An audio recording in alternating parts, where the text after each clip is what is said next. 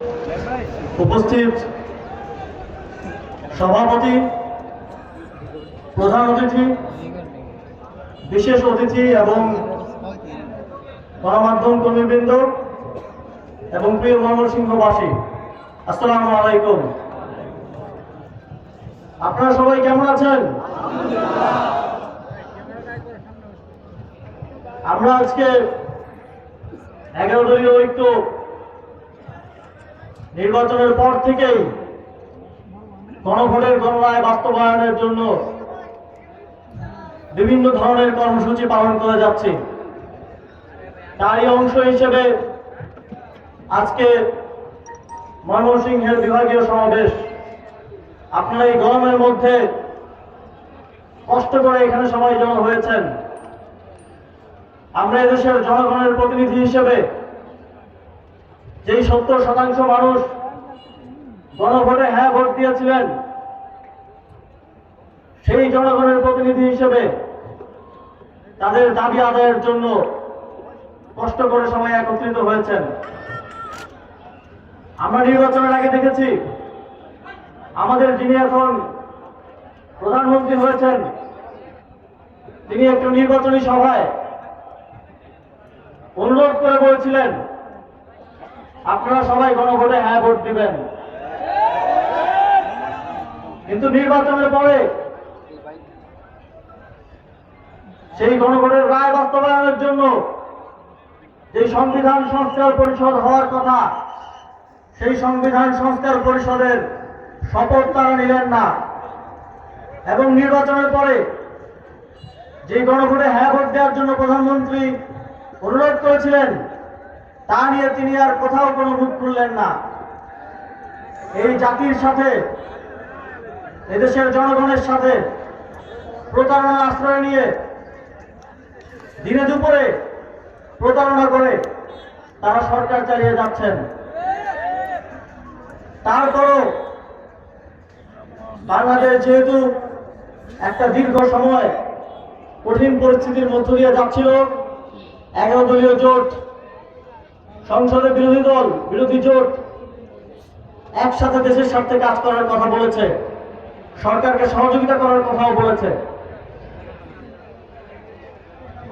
কিন্তু আমরা দেখি এই সরকার শুধুমাত্র আমাদের গণভোটের গণরায়কে জনগণের রায়ের সাথে যে প্রতারণা করেছে তা না, তারা দেশ পরিচালনার ক্ষেত্রেও বারবার ব্যর্থতার পরিচয় দিচ্ছে। আমরা দেখছি বিগত 17 বছরের আওয়ামী শাসনামলে যেই গুম খুন ঘটেছে এবং সর্বশেষ জুলাই গণঅভ্যুত্থানে যে গণহত্যা সংঘটিত হয়েছে, সেই গণহত্যার বিচারের কোনো অগ্রগতি নাই। বরং আমরা কি দেখছি, আপনারা হয়তো দেখছেন আপনাদের এলাকায় যারা ফ্যাসিবাদের সাথে জড়িত ছিল, যারা হত্যাকাণ্ডের সাথে জড়িত ছিল, তাদের সাথে সমঝোতা করে সরকারি দল রাজনীতি করছে। আমরা দেখেছি এই দেশের জনগণের যে জীবন দেওয়ার কারণ গণতন্ত্র এবং এই রাষ্ট্রের একটা সংস্কারের মধ্য দিয়ে একটা সুন্দর বাংলাদেশ গড়ে তোলা, সেই সংস্কার তো সরকার করেই নাই, করছেই না। পাশাপাশি নির্বাচনের আজকে মাত্র 4-5 মাস হলো, এর মধ্যেই বিদ্যুতের দাম বাড়াবো না বলেও রেকর্ড পরিমাণে বিদ্যুতের দাম বাড়ানো হয়েছে। তেলের দাম বাড়াবো না বলেও রেকর্ড পরিমাণে তেলের দাম বাড়ানো হয়েছে। আগে আমার দেশের জনগণ, আমার দেশের মেহনতি মানুষ যেই বাজার 100 টাকা দিয়ে করত, সেই বাজার এখন 150 টাকা দিয়ে করতে হচ্ছে। সুতরাং এই স্বল্প সময়ে বিএনপি কিভাবে দেশ পরিচালনা করবে, কতটুকু তারা সফল হবে, সেইটা কিন্তু আমাদের সবার দেখা হয়ে গেছে। আওয়ামী লীগ অনেক অত্যাচার, অনিয়ম, অন্যায় করেছে। তাদের পতন শুধুমাত্র অত্যাচার, অন্যায়, অনিয়মের জন্য হয় নাই। তাদের পতন হয়েছে দুর্নীতি, দ্রব্যমূল্য বৃদ্ধি, দেশের অর্থনৈতিক খাতকে ডুবিয়ে দেওয়ার কারণে এই সরকারকে আমরা দেখছি মাত্র ৩-৪ মাসে আলহামদুলিল্লাহ তারা ওই একই পথে হাঁটা শুরু করে দিয়েছে।